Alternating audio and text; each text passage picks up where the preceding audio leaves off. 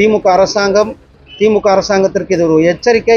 ஸ்டாலின் அவர்கள் திருப்பரங்குன்றம் போய் முருகன் கோயிலில் வழிபட்டு விட்டு பூர்ணச்சந்திரன் வீட்டில் மன்னிப்பு கேட்டால்தான் அவர் சொல்கிறத நம்ம ஏற்றுக்கொள்ள முடியும். திமுக அரசாங்கத்தினுடைய போலி முகம், திமுக அரசாங்கம் திருப்பரங்குன்றத்தில் நடத்திய நாடகம் அல்லது திமுக அரசாங்கம் பக்தர்கள் மேலே நடத்திய தாக்குதல்லாம் நேற்றைக்கு வெளிப்பட்டிருக்கிறது. மாண்புமிகு மதுரை உயர்நீதிமன்றத்தினுடைய டிவிஷன் பெஞ்ச் நேற்றைக்கு அங்கே கார்த்திகை தீபம் ஏற்ற வேண்டும் என்ற மரியாதைக்குரிய திரு சுவாமிநாதன் ஜட்ஜ் அவர்களுடைய தீர்ப்பை உறுதி செய்திருக்கிறார்கள். அந்த தீர்ப்பில் குறிப்பிட்டிருக்கும் பொழுது அவர்கள் சொன்ன விஷயத்தையும் நாம் கவனிக்க வேண்டியிருக்கிறது. திமுக அரசாங்கம், இந்த மாவட்ட நிர்வாகம் ஒழுங்காக செயல்பட்டிருந்தால் இந்த பிரச்சனையே வந்திருக்காது. அவர்கள் இரட்டை நிலைப்பாடு எடுத்தார்கள். அவர்கள் சொல்வதொன்று செயலில் ஒன்றாக இருந்தது. உங்களுக்கு தெரியும் அந்த நடந்த சம்பவங்கள் எல்லாமே கூட.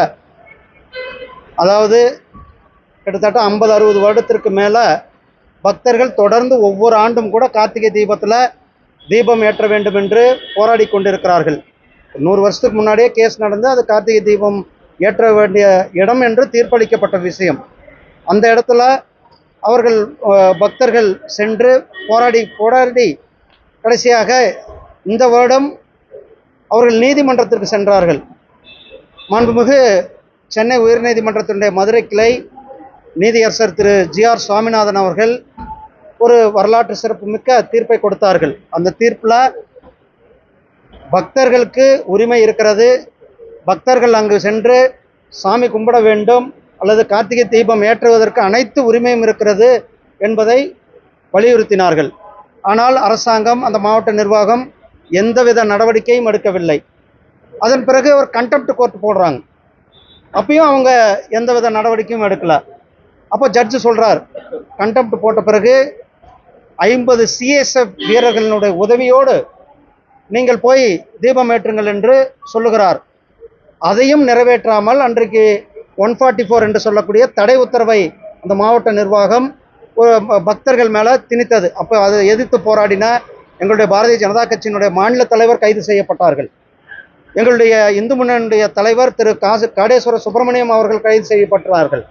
இப்படி தொடர்ந்து ஒரு அடக்குமுறையை, பக்தர்களுடைய அடிப்படை உரிமை கடவுளை வணங்குவது. ஆனால் அப்படிப்பட்ட இடத்துல அந்த அங்கு சென்றவர்களுக்கு கூட ஒரு நியாயத்தை கொடுக்கவில்லை. அதை எதிர்த்து ஒரு பக்தர், பூர்ணச்சந்திரன் என்ற பக்தர் தீக்குளித்த சம்பவம், தற்கொலை நடந்து கொண்ட சம்பவத்தையும் கூட அதற்கு யார் பொறுப்பேற்றிருக்க வேண்டும்? ஸ்டாலின் அவர்கள் பொறுப்பேற்க வேண்டும். அந்த குடும்பத்தை, குழந்தைகளுக்கு பதில் சொல்ல வேண்டியது கட்டாயம் ஸ்டாலின் அவர்களுக்கு இருக்கிறது. அந்த கட்டாயத்தினுடைய ஸ்டாலின் இருந்து கொண்டு இருக்கிறார்கள்.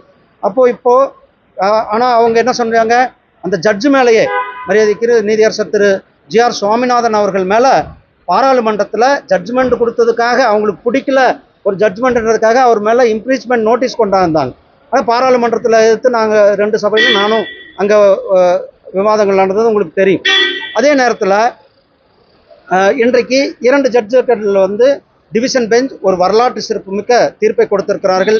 திமுக அரசாங்கத்திற்கு இது ஒரு எச்சரிக்கை. இந்த தீர்ப்பை நடைமுறைப்படுத்த வேண்டும்.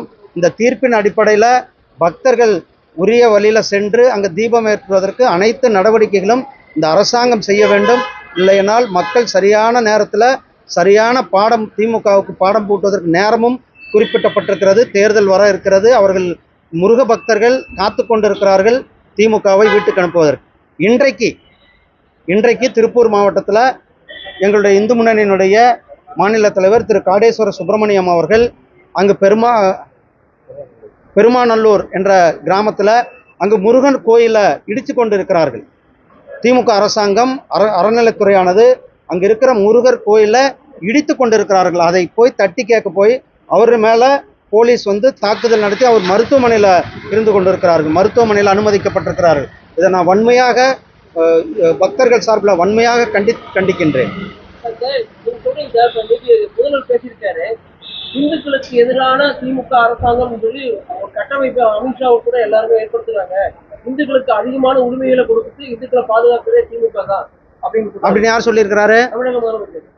தமிழக முதலமைச்சர் அவருக்கு உண்மையாலும் அக்கறை இருந்தால், மக்களை நேசிக்கிறதா இருந்தால், திருப்பரங்குன்றம் முருகன் கோயிலில் போய் சாமி கும்பிட்டுட்டு அந்த பூர்ணச்சந்திரன் வீட்டில் போய் மன்னிப்பு கேட்டார்னா அதுதான் அவருடைய உண்மையானது.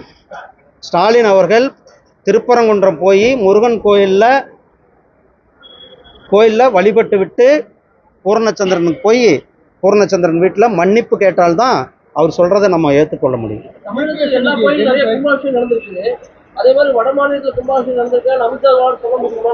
வட மாநிலங்களில் போய் பார்க்க சொல்லுங்க முதல்ல ஸ்டாலினை.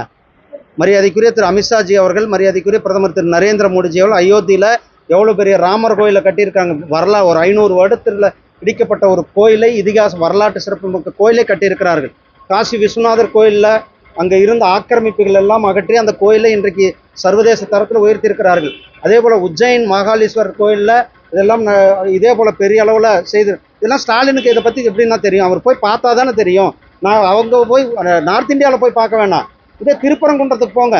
திருப்பரங்குன்றத்தில் சாமி கும்பிடுங்க. நீங்கள் பால் காவடி எடுக்க வேண்டாம், கோயிலில் போய் மொட்டை அடிக்க வேண்டாம். நீங்கள் போய் சாமி கும்பிட்டு பூர்ணச்சந்திரன்கிட்ட போய், பூர்ணச்சந்திரன் குடும்பத்தில் அந்த குழந்தைங்க, சின்ன குழந்தைங்க, அவங்களுக்கு ஆறுதல் சொல்லக்கூட இவங்களுக்கு மனதில்லை. இன்னைக்கு வரலும் அவர்கள்ட்ட போய் மன்னிப்பு கேட்க வேண்டும். அவர்கள் அதிமுக பாமக சேர்ந்திருக்குது. யூபிஎஸ் டெல்லி போயிருக்காரு. சீட்காரிங்க பற்றி ஏதாவது பேசப்படுமா? தமிழக வெற்றி கழகம் பேச்சுவார்த்தை ஏதாவது நடக்குது? ஆனால் இது எல்லாமே எங்களுடைய தேசிய தலைவர்கள் நேரம் வரும்போது அவங்க அனௌன்ஸ் பண்ணுவாங்க.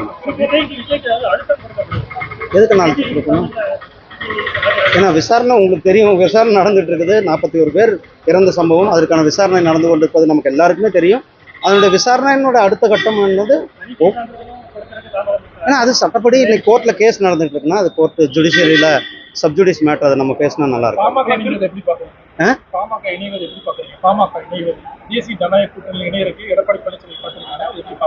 ஆனால் அது ஏற்கனவே எங்கள் தேசிய ஜனநாயக கூட்டணியில் தானே இருக்கிறாங்க. நான் ஏற்கனவே இருக்கிறார்கள். நாங்கள் அது 2024 பாராளுமன்றத்தில் இணைந்து நாங்கள் பாராளுமன்ற தேர்தலை சந்தித்தோம். அவர்கள் இருப்பது எங்களுக்கு இன்னும் ஒரு கூடுதல் பலத்தை கொடுக்கும். அதான் அவருக்கு திமுக செய்யறதெல்லாம் பிடிச்சிருக்காது. பக்தர்களுக்கு எதிராக திராவிட முன்னேற்ற கழகம் செயல்பட்டு கொண்டிருக்கிறார்கள் என்பது. நன்றி அண்ணா.